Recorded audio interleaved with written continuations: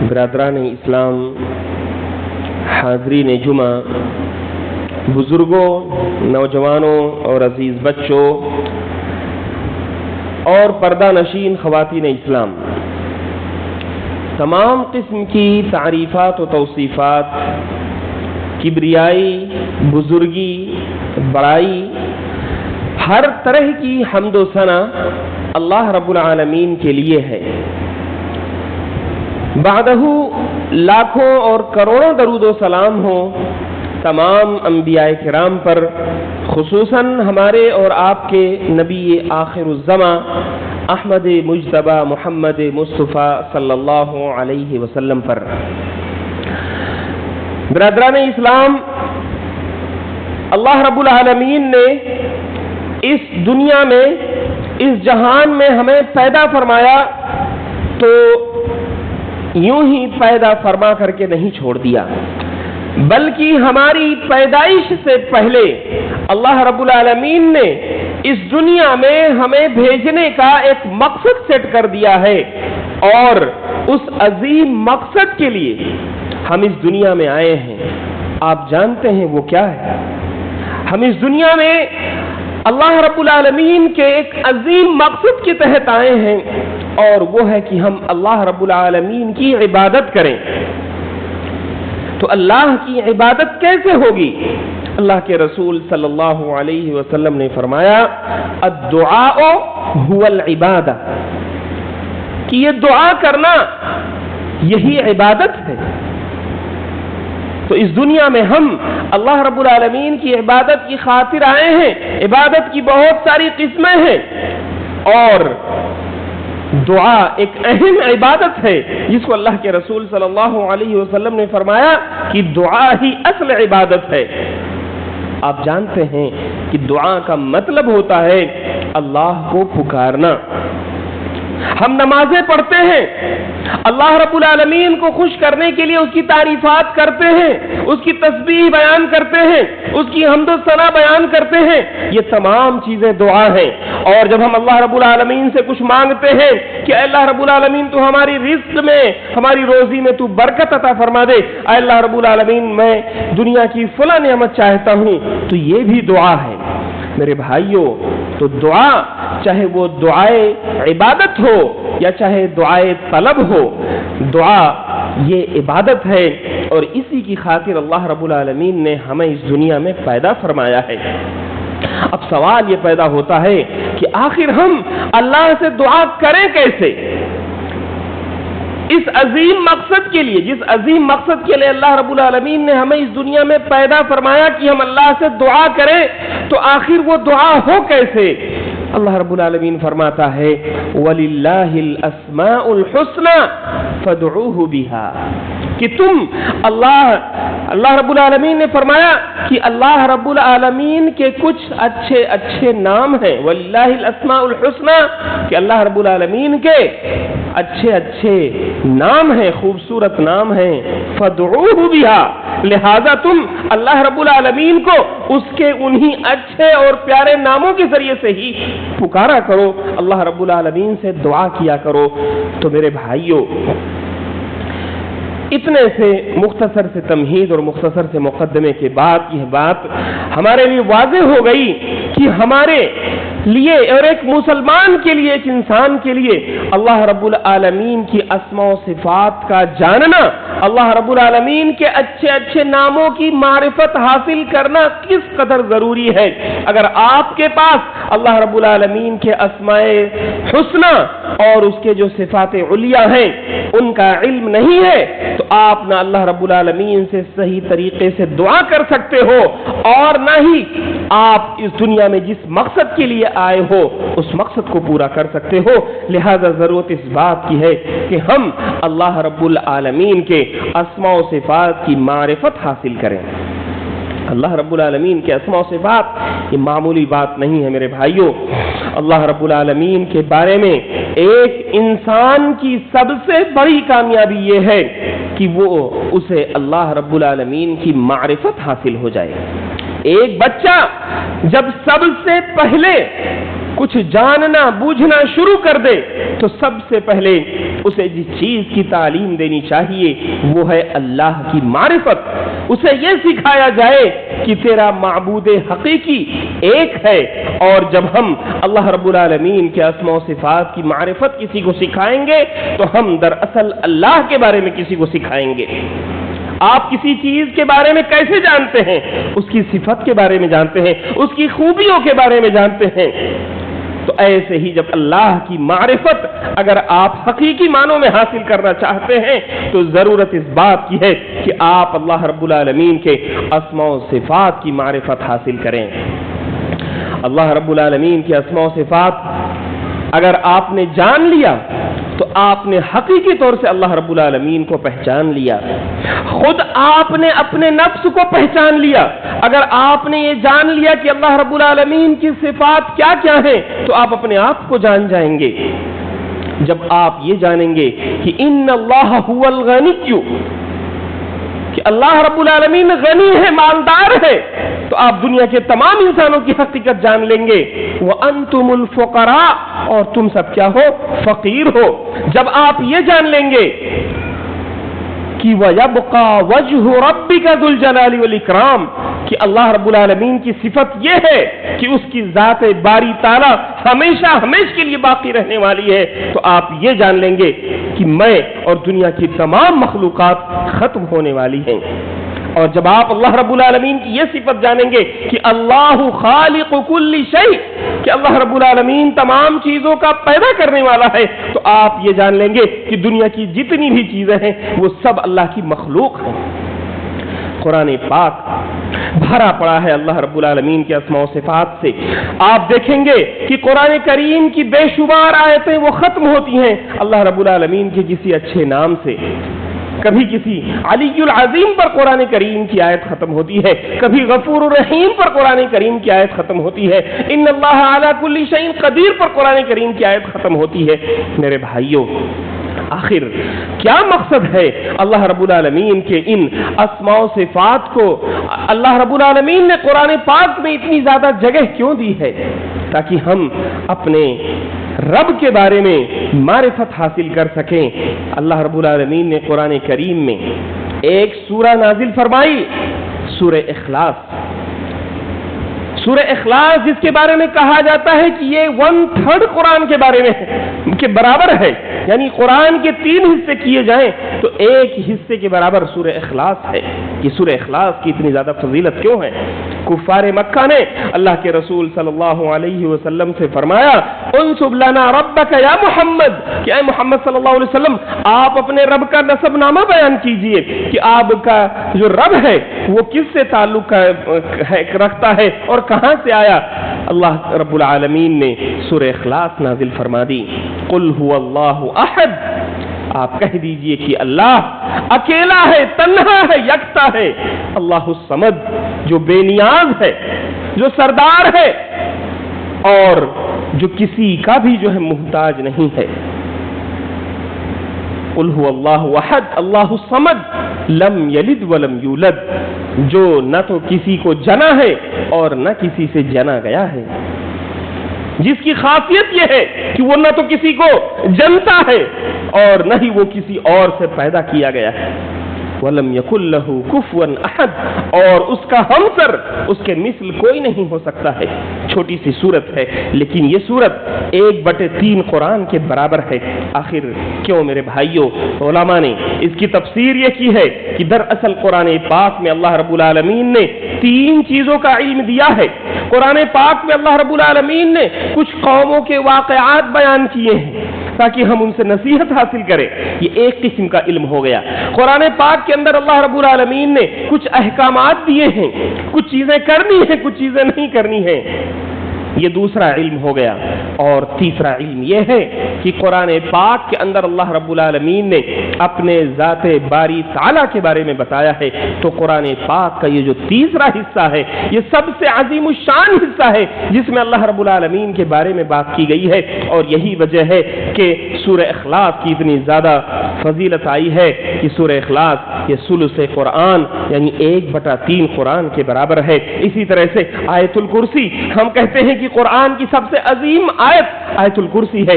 کیوں ہے میرے بھائیوں؟ کیونکہ اس میں بھی اللہ رب العالمین کی اسماء و صفات کا ذکر ہے۔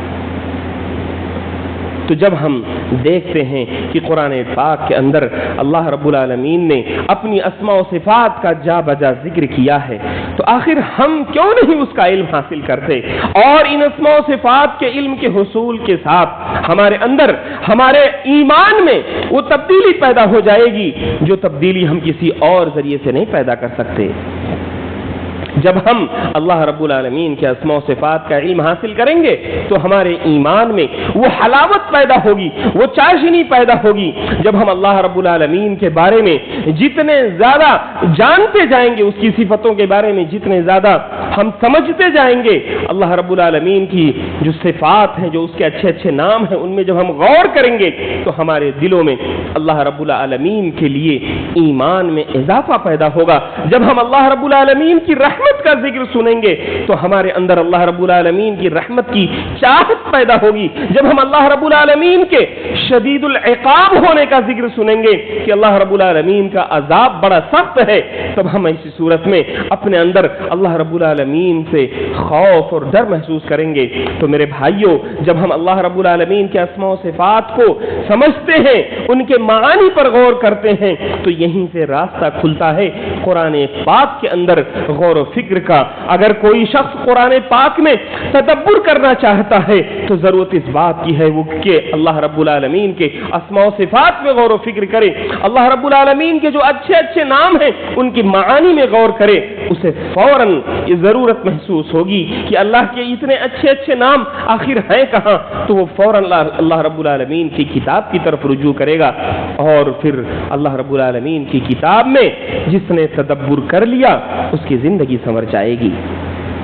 میرے بھائیوں، اللہ رب العالمین کے اسماء و صفات میں غور و فکر کرنا یہ معمولی بات نہیں ہے۔ اللہ رب العالمین کے اسماء و صفات میں اگر آپ غور کریں گے تو آپ کے اندر اللہ کے ساتھ ادب پیدا ہو جائے گا۔ آپ اگر دنیا کی کسی عظیم الشان شخصیت کے بارے میں کچھ نہیں جانتے ہیں اور وہ شخصیت آپ کے ہاں آ جائے تو آپ اس سے ملنے یوں ہی جا سکتے ہیں، لیکن آپ اگر کسی بڑی شخصیت کے بارے میں اس کے آنے سے پہلے اس کے اچھی اچھی صفات کے بارے میں آپ کو بتا دیا جائے تو آپ اس سے ملنے جانے کے لیے 10 بار سوچیں گے۔ اگر آپ سے ملاقات کا موقع آپ کو مل بھی گیا تو آپ کے اندر جو ادب پیدا ہو جائے گا، آپ کے اندر جو اخلاق پیدا ہو جائے گا، آپ اس کا اندازہ کیجئے۔ اللہ رب العالمین کے لیے دنیا میں کوئی مثال نہیں ہے، لیس کمثلہ شیء، اللہ رب العالمین کے لیے کوئی مثال نہیں ہے۔ میرے بھائیوں، وللہ المثل الاعلی، یہ تو بات سمجھانے کے لیے ہے کہ جب ہم دنیا میں کسی کی صفات کا ذکر سنتے ہیں تو اس کے لیے ہمارے دل میں ادب پیدا ہو جاتا ہے۔ اگر اس کی صفتیں اچھی ہیں تو اللہ رب العالمین کی تمام صفتیں خوبصورت ہیں، تمام صفتیں اسماء حسنہ ہیں، تو ہم اللہ رب العالمین کے اسماء حسنہ میں جتنا ہی زیادہ غور و فکر کریں گے، جتنا ہی زیادہ اس کا علم حاصل کریں گے، ہمارے اندر اللہ کے لیے ادب پیدا ہوتا جائے گا۔ اور اسی طرح سے میرے بھائیوں، جب ہم دیکھتے ہیں کہ دنیا میں اللہ سے سب سے زیادہ ڈرنے والے لوگ کون ہیں، اللہ سے سب سے زیادہ تقوی اختیار کرنے والے لوگ کون ہیں، تو یہ وہی لوگ ہیں جن کے اندر اللہ رب العالمین کے اسماء و صفات کا علم ہوتا ہے۔ اللہ نے فرمایا انما یخشی اللہ من عبادہ العلماء، بے شک اللہ رب العالمین سے سب سے بہترین انداز میں ڈرنے والے لوگ جو ہیں وہ علماء ہیں۔ کون سے علماء ہیں؟ سائنسداں ہیں، انجینئر ہیں، وہ کون سے علماء ہیں؟ ڈاکٹر سے نہیں، وہ ایسے علماء ہیں جو اللہ رب العالمین کے اسماء و صفات کا علم رکھتے ہیں۔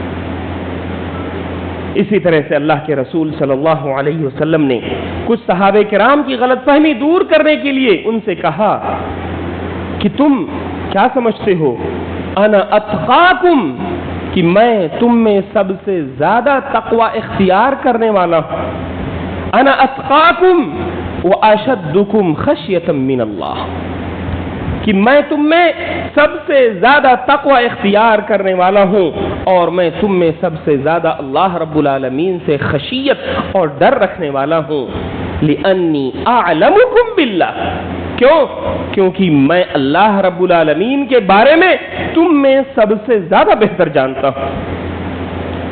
تو میرے بھائیوں، یہ اصول ایمان میں سے ہے، ایمان کے اصول میں سے ہے، ایمان کی جڑوں اور ایمان کی بنیادوں میں سے ہے کہ آدمی اللہ رب العالمین کے اسماء و صفات کے بارے میں گہرائی سے علم حاصل کرے، اور جتنا زیادہ کوئی شخص اللہ رب العالمین کے اسماء و صفات کا علم حاصل کرتا جائے گا، وہ اتنا ہی وہ اللہ رب العالمین سے قریب ہوتا جائے گا۔ آخر ہم دنیا میں ایک شخص اپنی بچی کے لیے کسی لڑکے کا کوئی رشتہ ڈھونڈتا ہے، اس کی ایک بچی ہے، اس کے لیے رشتہ ڈھونڈ رہا ہے، وہ اس کے صفات کا، اس کے اخلاق کا اور اس کی خوبیوں کا، اس کی اور ساری چیزوں کا وہ جائزہ لے گا، اس کے بارے میں وہ پتہ کرے گا، جبکہ یہ دنیاوی معاملات ہیں۔ تو ایک انسان جب اسے یہ پتا چلتا ہے کہ اس کا پیدا کرنے والا کون ہے، جب اسے یہ پتا چلتا ہے کہ اس کے جسم میں آنے جانے والی ایک ایک سانس وہ کس کی طرف سے ہے، تو کیا وہ شخص اس کی صفات کے بارے میں غور و فکر نہیں کرے گا؟ یہ ایک انسان کا تقاضا ہے، یہ فطری تقاضا ہے کہ ہم اپنے مالک حقیقی، اپنے خالق کائنات کی صفات کا ہم صفات کے بارے میں غور کریں اور سوچیں کہ اللہ رب العالمین کی کیا کیا صفات ہیں۔ میرے بھائیوں، بات چل رہی تھی کہ اللہ رب العالمین نے فرمایا وَلِلَّهِ الْأَسْمَاءُ الْحُسْنَى فَادْعُوهُ بِهَا، کہ تم اللہ رب العالمین کے اسماء حسنہ کے ساتھ دعائیں کیا کرو۔ یہ قرآن کریم میں اتنی زیادہ اللہ رب العالمین کے جو اسماء و صفات جو اللہ رب العالمین نے قرآن کریم میں بیان کیے ہیں، ہر آیت کے اندر کہیں نہ کہیں اللہ رب العالمین کی کوئی نہ کوئی صفت ضرور ہوتی ہے۔ آخر یہ کیوں ہے؟ اللہ رب العالمین نے خود فرما دیا فَادْعُوهُ بِهَا، کہ تم انہی اسماء و صفات کے ذریعے سے اللہ سے دعا کیا کرو۔ آپ اگر ایک آدمی کا جائزہ لیں کہ ایک شخص جا کر کے اللہ رب العالمین سے کہتا ہے اے اللہ تعالیٰ تو مجھے بخش دے، میں بڑا گنہگار ہوں۔ ایک آدمی جا کر کے اللہ رب العالمین سے کہتا ہے کہ اے اللہ رب العالمین تو میری رزق میں برکت عطا فرما دے، میں بڑا قلاش ہوں، میں بڑا فقیر ہوں۔ لیکن ایک آدمی جو اللہ رب العالمین کے سامنے جاتا ہے، حاضر ہوتا اور کہتا ہے کہ اے اللہ رب العالمین تو غفار ہے، تو ستیر ہے، تو کائنات کا مالک ہے، دنیا کی تمام چیزوں کو بگاڑنے والا اور بنانے والا ہے، اے اللہ رب العالمین تو نے فلاں کو بخش دیا، اے اللہ رب العالمین مغفرت تیرے ہاتھ میں ہے، تو مجھے بخش دے۔ آپ بتائیے دونوں کی دعاؤں میں کتنا فرق ہے؟ ایک آدمی جا کر کے اللہ رب العالمین سے کہتا ہے کہ اے اللہ رب العالمین تو ہی رزاق ہے، تو ہی قہار ہے، تو ہی رازق ہے، تو ہی متین ہے، تو ہی قوت والا ہے، تو مجھے رزق دے دے۔ ایک آدمی جا کر کے کہتا ہے اللہ رب العالمین میں کمزور ہوں، تو طاقتور ہے، تو قدیر ہے، تو مجھے طاقت عطا فرما دے۔ آپ بتائیے دونوں کی دعاؤں میں کتنا فرق ہے؟ تو جب آپ اللہ رب العالمین کے اسماء و صفات کا علم حاصل کریں گے اور اس کے اسماء و صفات کے ذریعے سے دعا کریں گے تو آپ محسوس کریں گے کہ آپ کی دعاؤں میں وہ تاثیر پیدا ہو گئی، آپ کی دعاؤں میں وہ اثر پیدا ہو جائے گی، آپ خود اپنے اندر اللہ رب العالمین کے اسماء و صفات کے ذریعے سے دعا کرتے ہوئے اثر محسوس کریں گے۔ میرے بھائیوں، اسی طرح سے ایک انسان اللہ رب العالمین کے اسماء و صفات کے ذریعے سے جب دعا مانگتا ہے اور اس کے اندر یقین ہوتا ہے کہ اللہ رب العالمین کی یہ صفت ہے تو وہ اللہ رب العالمین کے بارے میں حسن ظن رکھتا ہے۔ کیوں حسن ظن رکھتا ہے؟ کہ میں نے جس سے مغفرت طلب کی ہے وہ غفور ہے، میں نے جس سے رحمت طلب کی ہے وہ رحیم ہے، وہ رحمان ہے، وہ رؤوف ہے۔ تو اس کے اندر اللہ رب العالمین کے بارے میں حسن ظن پیدا ہو جاتا ہے۔ آپ دیکھیں گے کہ دنیا کی وہ قومیں جن کے اندر اپنے بھگوانوں کے لیے یا اپنے رب کے لیے کسی بھی صفت کا کوئی تذکرہ نہیں ہے، وہ آپ کو کہتے ہوئے ملیں گے کہ اگر بھگوان بھی اتر جائے تو یہ نہیں کر سکتا۔ میرے بھائیوں، یہ انہوں نے وما قدر اللہ حق قدری، اللہ رب العالمین نے فرما دیا کہ انہوں نے اللہ رب العالمین کی وہ قدر نہیں کی جو اس کے قدر کا حق تھا۔ یہی وجہ ہے کہ ہم اللہ رب العالمین کے اسماء و صفات کا علم حاصل کرتے ہیں تاکہ ہم اس کی قدر کو حقیقی معنوں میں پہچان سکیں۔ اسی طرح سے میرے بھائیوں، اسماء و صفات کا جو لوگ علم حاصل کرتے ہیں یہ علم انہیں جنت میں داخل کرائے گا۔ اللہ کے رسول صلی اللہ علیہ وسلم نے فرمایا ان للہ 99 اسما 100 الا واحدة من احصاها وفی روایت من حفظها دخل الجنہ۔ اللہ کے رسول صلی اللہ علیہ وسلم نے فرمایا کہ اللہ رب العالمین کے 99 نام ہیں، 100 میں ایک کم یعنی 99 نام ہیں۔ جس شخص نے ان ناموں کو یاد کر لیا وہ جنت میں داخل ہو جائے گا۔ یاد کرنے کا مطلب کیا ہے کہ ان ناموں کے معنی و مفہوم کو سمجھا جائے۔ اللہ رب العالمین کے جو بھی اسماء حسنی ہیں ان کو یاد کرنے کا مطلب یہ ہے کہ ان ناموں کو ہم سمجھیں، اس کا جو علم ہے اس علم کو حاصل کر کے جو اس کے تقاضے ہیں اسے پورا کریں۔ اس کے تقاضے کیا ہیں؟ اس کے تقاضے یہ ہیں کہ اللہ رب العالمین کی وہ صفت جس میں اس کی رحمت کا ذکر ہے، جب آپ اس کی رحمت کو پڑھیں سمجھیں تو اس کی رحمت کے آپ جو ہے محتاج بن جائیں، اس کی رحمت کے آپ متلاشی بن جائیں۔ اور جب اللہ رب العالمین کی کسی صفت غضب کا ذکر سنیں، اللہ رب العالمین کے کسی عذاب کے سخت ہونے کا ذکر سنیں تو آپ اللہ رب العالمین سے تھر تھر کانپنے لگ جائیں۔ یہ ہوتا ہے اسماء حسنی کے تقاضوں کو پورا کرنا۔ تو جو شخص اللہ رب العالمین کے ان 99 ناموں کو یاد کرتا ہے یعنی ان کے حقوق ادا کرتا ہے اور ان کے معنی و مفہوم کو سمجھتا ہے، ان کے تقاضوں کو پورا کرتا ہے، وہ جنت میں داخل ہو جائے گا۔ یہ اللہ کے رسول صلی اللہ علیہ وسلم کی خوشخبری ہے کہ اللہ رب العالمین کے صرف یہی 99 نام ہیں۔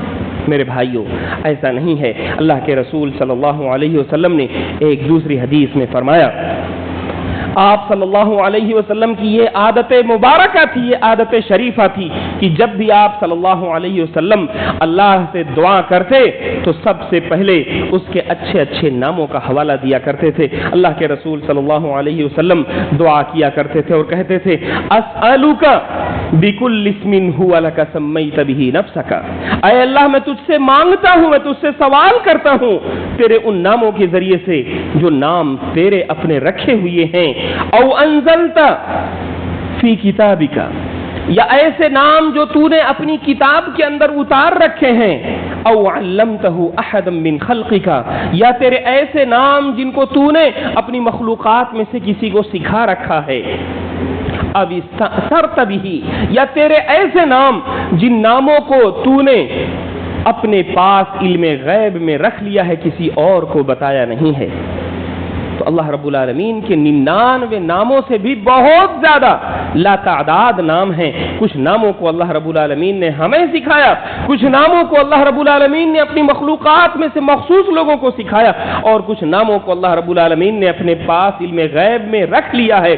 جیسا کہ آپ لوگ جانتے ہیں کہ شفاعت کبریٰ، پیارے نبی صلی اللہ علیہ وسلم میدان محشر میں جب شفاعت کے لیے اللہ کے سامنے سجدہ ریز ہو جائیں گے اور سجدے سے اٹھیں گے تو آپ صلی اللہ علیہ وسلم نے فرمایا کہ میں اس وقت اللہ رب العالمین کی تعریف ایسے ایسے ناموں سے اور ایسے ایسے کلمات سے کروں گا جن کلمات کا مجھے علم اس وقت نہیں ہے، اللہ رب العالمین مجھے وہ علم سکھائے گا۔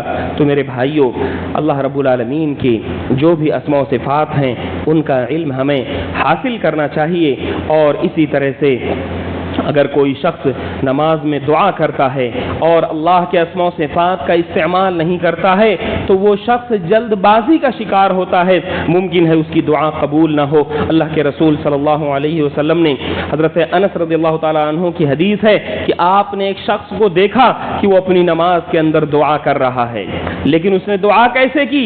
حضرت انس کہتے ہیں کہ سمع رجلا يدعو في صلاته ولم يمجد الله ولم يصلي على النبي، کہ اس شخص نے اللہ رب العالمین کی تسبیح بیان نہیں کی، اس کی تمجید بیان نہیں کی، اور نہ ہی اللہ کے رسول صلی اللہ علیہ وسلم کے اوپر درود بھیجا، اس نے ڈائریکٹ اپنی دعا شروع کر دی۔ اللہ کے رسول صلی اللہ علیہ وسلم نے جب اسے دیکھا تو کہا کہ عاجل ھذا، یہ شخص عجلت میں پڑ گیا، جلد بازی میں پڑ گیا۔ تو میرے بھائیوں جب ہم دعا کریں تو اپنی دعاؤں میں کثرت سے اللہ رب العالمین کے اسماء و صفات کا استعمال کریں، اور ان اسماء و صفات کا استعمال کریں جو ہماری طلب، جو ہماری دعا کے موافق ہوں، مناسب ہوں۔ اور اسی طرح سے میرے بھائیوں اسماء و صفات یہ اللہ رب العالمین کی بارگاہ میں سب سے افضل وسیلہ ہیں۔ آپ جانتے ہیں کہ ہم لوگ ایسے لوگ ہیں کہ ہم لوگ کسی اور کا، مردوں کا یا کسی اور قبر کا وسیلہ نہیں پکڑتے۔ ہم اللہ رب العالمین کی بارگاہ میں صرف تین طرح کی چیزوں کا وسیلہ پکڑتے ہیں۔ وہ وسیلہ کیا ہے؟ پہلا وسیلہ یہ ہے کہ ہم اللہ رب العالمین کی بارگاہ میں اپنے کسی عمل کا وسیلہ دیتے ہیں کہ اللہ رب العالمین میں نے کچھ نیک کام کیے تھے، تو میرا یہ مسئلہ حل کر دے۔ اور ہم دوسرا وسیلہ یہ پکڑتے ہیں کہ کبھی کوئی نیک شخص ہو جو زندہ ہو، نیک ہو، صالح ہو، اور اس سے جا کر کے ہم دعا طلب کرتے ہیں اور اس کی دعا کے ذریعے سے وسیلہ پکڑتے ہیں۔ اور اسی طرح سے تیسرا وسیلہ جو سب سے افضل وسیلہ ہے وہ ہے کہ اللہ رب العالمین کے اسماء حسنہ کے ذریعے سے وسیلہ پکڑا جائے اور کہا جائے کہ اے اللہ رب العالمین تو غفار ہے، میں تجھے تیری نام کا، میں تجھے تیری صفات کا حوالہ دیتا ہوں، تو مجھے بخش دے۔ تو یہ سب سے زیادہ پاورفل جو وسیلہ ہوتا ہے وہ اللہ رب العالمین کے اسماء و صفات کا وسیلہ ہوتا ہے۔ تو میرے بھائیوں، ضرورت اس بات کی ہے کہ ہم اللہ رب العالمین کے اسماء و صفات کا علم حاصل کریں۔ اس کے علم سے اللہ رب العالمین ہم سے محبت کرنے لگ جائے گا۔ اما عائشہ رضی اللہ عنہا کی حدیث میں ہے کہ ایک شخص کو پیارے نبی صلی اللہ علیہ وسلم نے ایک جنگ پر بھیجا، تو لوگوں نے واپس لوٹ کر اس کے بارے میں بتایا کہ یہ آدمی جب نماز پڑھتا تھا تو ہر سورت کے بعد یہ قل واللہ احد کی تلاوت کرنے لگتا تھا۔ اللہ کے رسول صلی اللہ علیہ وسلم نے اس شخص کو بلا بھیجا اور اس سے پوچھا کہ وجہ کیا ہے، تم کس وجہ سے ہر سورت کے بعد قل اللہ احد کی تلاوت کیا کرتے تھے؟ اس شخص نے کہا کہ یہ سورت اللہ رب العالمین کے اسماء و صفات پر مشتمل ہے، اس سورت کے اندر اللہ رب العالمین کے اسماء و صفات ہیں اور مجھے اللہ کے اسماء و صفات سے محبت ہے۔ آپ صلی اللہ علیہ وسلم نے فرمایا جا، اللہ بھی تجھ سے محبت کرتا ہے، تو اسماء و صفات سے اگر آپ محبت کرتے ہیں تو اللہ رب العالمین آپ سے بھی محبت کرنے لگ جائے گا۔ میرے بھائیوں، اللہ کے رسول صلی اللہ علیہ وسلم نے ایک دعا سکھلائی ہے جسے ہم صبح شام کی دعاؤں میں شمار کرتے ہیں۔ اللہ کے رسول صلی اللہ علیہ وسلم جب کسی کرب میں، جب کسی مصیبت میں ہوتے تھے، اور آپ کی یہ دعا دنیا کے تمام مصیبت زدہ لوگوں کی دعا ہے۔ وہ دعا کیا ہے؟ یا حی یا قیوم برحمتک استغیث اصلح لی شأنی کلہ ولا تکلنی الی نفسی طرفۃ عین۔ یہ دعا اتنی امپورٹنٹ، اتنی اہم کیوں ہے؟ کیونکہ یہ دعا اللہ رب العالمین کے دو عظیم ناموں سے شروع ہو رہی ہے۔ یا حیو، اے وہ ذات جو ہمیشہ زندہ رہنے والی ہے، میں تجھے پکار رہا ہوں۔ اللہ کا ایک اہم نام ہے حی، اس کے ذریعے سے ہم دعا کرتے ہیں اور کہتے ہیں یا قیوم۔ اور دوسرا اللہ کا بہت اہم نام ہے یا قیوم۔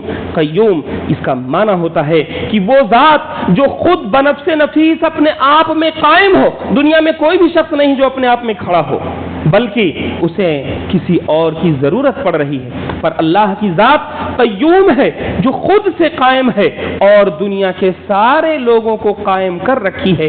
وہ ذات باری تعالی اللہ کی ذات قیوم ہے۔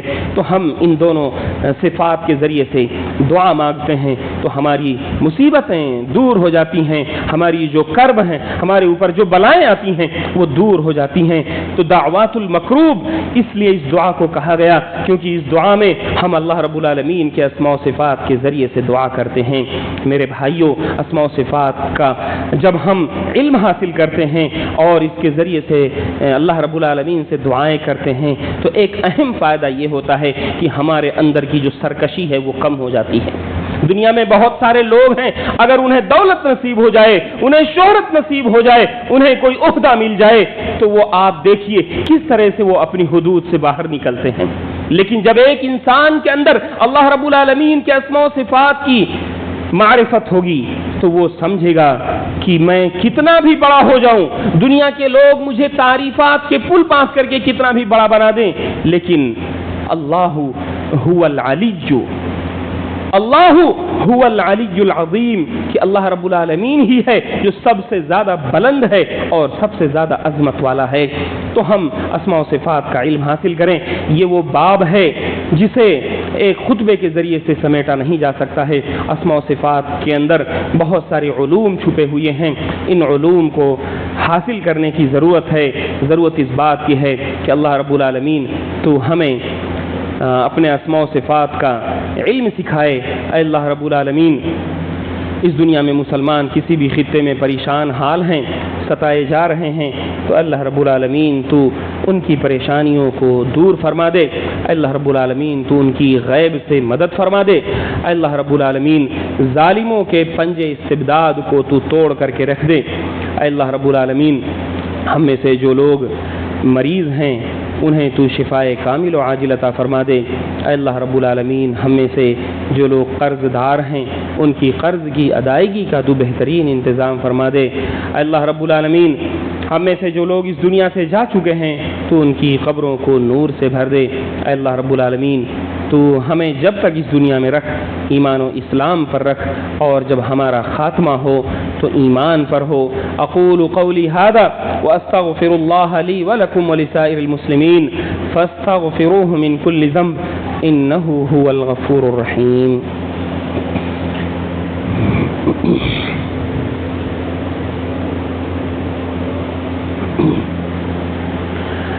إن الحمد لله نحمده ونستعينه ونستغفره ونعوذ بالله من شرور أنفسنا وسيئات أعمالنا من يهده الله فلا مضل له ومن يضلل فلا هادي له وأشهد أن لا إله إلا الله وحده لا شريك له وأشهد أن محمدا عبده ورسوله إن الله وملائكته يصلون على النبي يا أيها الذين آمنوا صلوا عليه وسلموا تسليما اللهم صل على محمد وعلى آل محمد كما صليت على إبراهيم وعلى آل إبراهيم إنك حميد مجيد اللهم بارك على محمد وعلى آل محمد كما باركت على إبراهيم وعلى آل إبراهيم إنك حميد مجيد عباد الله رحمني ورحمكم الله إن الله يأمر بالعدل والإحسان وإيتاء ذي القربى وينهى عن الفحشاء والمنكر والبغي يعظكم لعلكم تذكرون اذكروا الله يذكركم وادعوه يستجب لكم ولذكر الله تعالى أعلى وأولى وأجل وأتم وأهم وأكبر